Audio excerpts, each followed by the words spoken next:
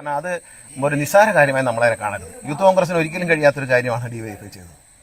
അവർക്കും ആകാമല്ലോ, അവർക്കും ചെറുപ്പക്കാരല്ലേ, അവരും കൂട്ടായ്മയല്ലേ, അവർക്കും ഇതുപോലെ പൊതിച്ചോറ് കൊണ്ടുപോയി എന്തുകൊണ്ട് പോയില്ല ഇത്രയും കാലം? ഡിവൈഎഫ്ഐക്കാർ മാത്രം എന്തുകൊണ്ട് പോയി? അപ്പോൾ ഒരു നല്ല കാര്യം ചെയ്യുന്നവനെ ഓടിച്ചുവിടും. ചാരിറ്റബിൾ പ്രവർത്തനം നടത്തുന്നവരെല്ലാം നാട്ടിൽ നിന്ന് ഓടിക്കും എന്നൊരു മന്ത്രി പറഞ്ഞാൽ അത് ശരിയാണ്. ഇതൊരു ചാരിറ്റബിൾ പ്രവർത്തനമാണ്, അല്ലാതെ ഈ ചോറുണ്ടവരെല്ലാം CPM വോട്ട് ചെയ്തോ? അതൊന്നുമില്ല. അതൊരു മൂഢവിശ്വാസമാണ്. കേരളത്തിലെ പ്രധാന വിഷയം അതല്ല. ആരോഗ്യരംഗത്തെ പ്രധാന വിഷയം ഇതാണോ? മരുന്നുമാരി കുത്തിവെക്കലും സൂചി കുത്തിക്കയറ്റലും ഒടിഞ്ഞു വെക്കലും അതൊക്കെ അല്ലേ? അതൊക്കെ പരിഹരിക്കും. അത് രാഷ്ട്രീയ വിരോധം. പണ്ട് ചുവന്നവനെ ഇപ്പൊ കാണുമ്പോൾ ഒരു അറപ്പ് പോകും ചില ആൾക്കാർക്ക്. ആൾക്കൊക്കെ വേൾഡ് കപ്പ് കാണാൻ പറ്റുന്നുള്ളതിനെ കണ്ടതിന് ശേഷം പറയാം എവിടെയൊക്കെ വൈദ്യുതി നിയന്ത്രണം ഉണ്ടായിരുന്നു, ആരൊക്കെ പന്ത് കളി കണ്ടില്ലെന്ന് നാളെ നിങ്ങളൊരു സർവേ നടത്ത്, അപ്പൊ അറിയാം. ഇല്ലെന്ന് പറഞ്ഞല്ലേ, വരട്ടെ. ആരൊക്കെ പന്ത് കളി കണ്ടു എന്ന് അറിഞ്ഞിട്ട് ഞാൻ പറയാം. ഇപ്പൊ പറയത്തില്ല. പന്ത് കളി മിക്കവാറും പലരും കാണുകയില്ല. ആ സമയം ആ പണച്ചോളും. അപ്പൊ പറയും ലോഡ് കൂടിപ്പോയപ്പോ കപ്പാസിറ്റി ഇല്ലായിരുന്നു, ട്രാൻസ്ഫോമറിന് ജലം ബലം കുറഞ്ഞുകൊണ്ട് പോയതാണെന്നൊക്കെ പറയും. ടെക്നോളജികളൊക്കെ നമ്മൾ ഇനി കേൾക്കാൻ പോകുന്നതല്ലേ ഉണ്ട്. നാളെ വേൾഡ് കപ്പ് കഴിഞ്ഞിട്ട് കാണാൻ പറ്റാത്തവരുടെ പ്രതിഷേധത്തിൽ നമുക്ക് എല്ലാവർക്കും ഒരുമിച്ച് പങ്കെടുക്കാം.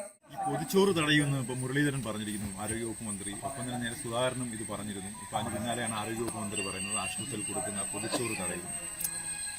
പാവങ്ങളെ പട്ടിണിയിലാക്കി തുടങ്ങിയല്ലേ ഉള്ളൂ. ആശുപത്രി കിടക്കുന്ന പാവങ്ങൾ ആര് പൊതിച്ചോറ് കൊടുത്താലും ഏത് പാർട്ടി കൊടുത്താലും അവരെ സംബന്ധിച്ച് ഒരു ആശ്വാസമായിരുന്നു.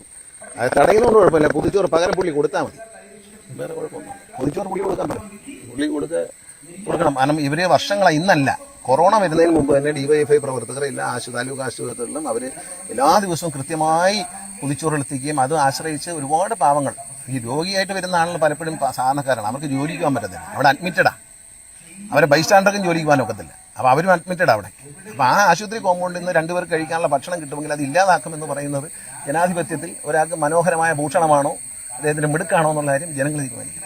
ഞാനെന്താ പറയാൻ പറയും? കാരണം പാവങ്ങൾക്ക് കിട്ടിയെന്നൊരു ആനുകൂല്യം അത് നിർത്താൻ പാടില്ല എന്നുള്ളതാണ്. അത് നിർത്തേണ്ടത്. അത് ബോർഡ് വെച്ചാലും ഇല്ലെങ്കിൽ ഡിവൈഎഫ്ഐ കൊടുക്കും. ഡിവൈഎഫ്ഐ കൊടുക്കുന്നത് ബോർഡ് വയ്ക്കാൻ വേണ്ടിയല്ല. ഡിവൈഎഫ്ഐ ബോർഡ് വെച്ചാൽ വിരോധത്തോട് വിളിക്കും, ബോർഡ് വയ്ക്കാതെ ഡിവൈഎഫ്ഐ അത് കൊടുക്കും. കാരണം അത് ഒരു നിസ്സാര കാര്യമായി നമ്മളെ കാണരുത്. യൂത്ത് കോൺഗ്രസിന് ഒരിക്കലും കഴിയാത്തൊരു കാര്യമാണ് ഡിവൈഎഫ്ഐ ചെയ്തത്. അവർക്കും ആകാമല്ലോ, അവർക്കും ചെറുപ്പക്കാരല്ലേ, അവരും കൂട്ടായ്മയല്ലേ, അവർക്കും ഇതുപോലെ പൊതിച്ചോറ് കൊണ്ടുപോയി എന്തുകൊണ്ട് പോയില്ല ഇത്രയും കാലം? ഡിവൈഎഫ്ഐക്കാർ മാത്രം എന്തുകൊണ്ട് പോയി? അപ്പോൾ ഒരു നല്ല കാര്യം ചെയ്യുന്നവനെ ഓടിച്ചുവിടും. ചാരിറ്റബിൾ പ്രവർത്തനം നടത്തുന്നവരെല്ലാം നാട്ടിൽ നിന്ന് ഓടിക്കും എന്നൊരു മന്ത്രി പറഞ്ഞാൽ അത് ശരിയാണ്. ഇതൊരു ചാരിറ്റബിൾ പ്രവർത്തനമാണ്, അല്ലാതെ ഈ ചോറുണ്ടവരെല്ലാം CPM വോട്ട് ചെയ്തോ? അതൊന്നുമില്ല. അതൊരു മൂഢവിശ്വാസമാണ്. അങ്ങനെ കാരണം അതൊരു നല്ല കാര്യം ചെയ്യുന്നു. ഡിവൈഎഫ്ഐ പ്രവർത്തകർ അനേക വർഷങ്ങളായി ഒരു നല്ല കാര്യം ചെയ്യുന്നു. അതിനെ അപ്രീഷിയേറ്റ് ചെയ്യുന്നതിന് പകരം അത് നിർത്തലാക്കും, അത് അടിച്ചമർത്തും. അതല്ലേ ഇവിടുത്തെ കേരളത്തിലെ പ്രധാന വിഷയം അതല്ല. ആരോഗ്യരംഗത്തെ പ്രധാന വിഷയം ഇതാണോ? മരുന്നുമാരി കുത്തിവെക്കലും സൂചി കുത്തിക്കയറ്റലും ഒടിഞ്ഞു വെക്കലും അതൊക്കെ അല്ലേ? അതൊക്കെ പരിഹരിക്കും.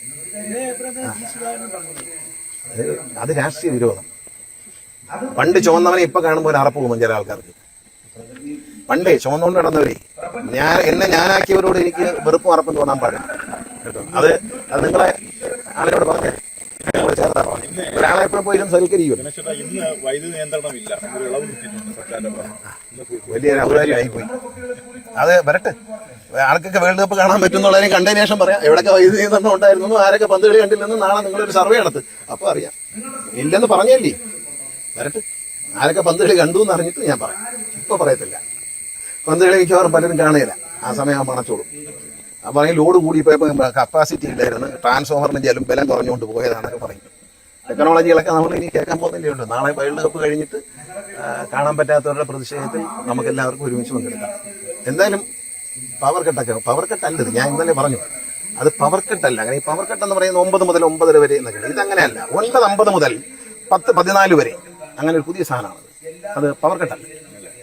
നമ്മളത് അല്ല നമ്മൾ അത് പിന്നെ അത് കഴിഞ്ഞൊരു 11:30 മണിക്ക് 11:26 പോകും. പിന്നെ ഒരു 12:4, 12, 16 ആകുമ്പോൾ വരും. അപ്പൊ അത് പവർ കട്ടല്ല. എപ്പോ വേണമെങ്കിലും അണയ്ക്കാം.